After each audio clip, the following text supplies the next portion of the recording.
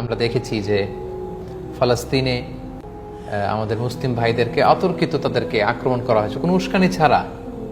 তারা ইবাদত করছিল, তাদেরকে পেটানো হচ্ছে, পিটিয়ে তাদেরকে উপুর করে তাদের হাত পা বেঁধে ফেলা হচ্ছে এবং তাদের উপর নির্যাতন করা হচ্ছে। তো এটা দেখে আমরা মাঝে মাঝে হতাশ হয়ে পড়ি, সাময়িক একটা কষ্ট আমাদের কাজ করে, কিন্তু আমরা থামবো না। আমরা মসজিদুল আকসা পানে পৌঁছবই ইনশাআল্লাহ, পৌঁছবই আমরা ইনশাআল্লাহ বিইজনিল্লাহ। এবং আল্লাহ তাআলা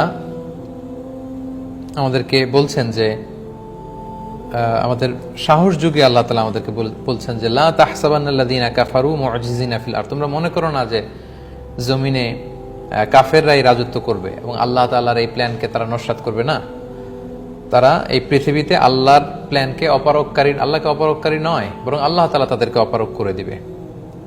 ওয়া মাওয়াহুমুন নার, আর তাদের স্থান হচ্ছে জাহান্নাম বা আগুন।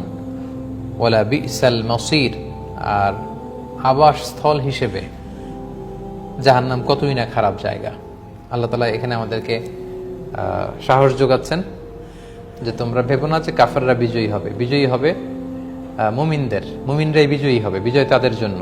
ওয়ালা তাহিনু ওয়ালা তাহজানু ওয়া আনতুমুল আ'লাউনা ইন কুনতুম মুমিনিন, তোমরা হতাশ হবে না, তোমরা চিন্তিত হবে না, বরং তোমাদেরই বিজয় হবে যদি তোমরা প্রকৃত অর্থে ঈমানদার হও।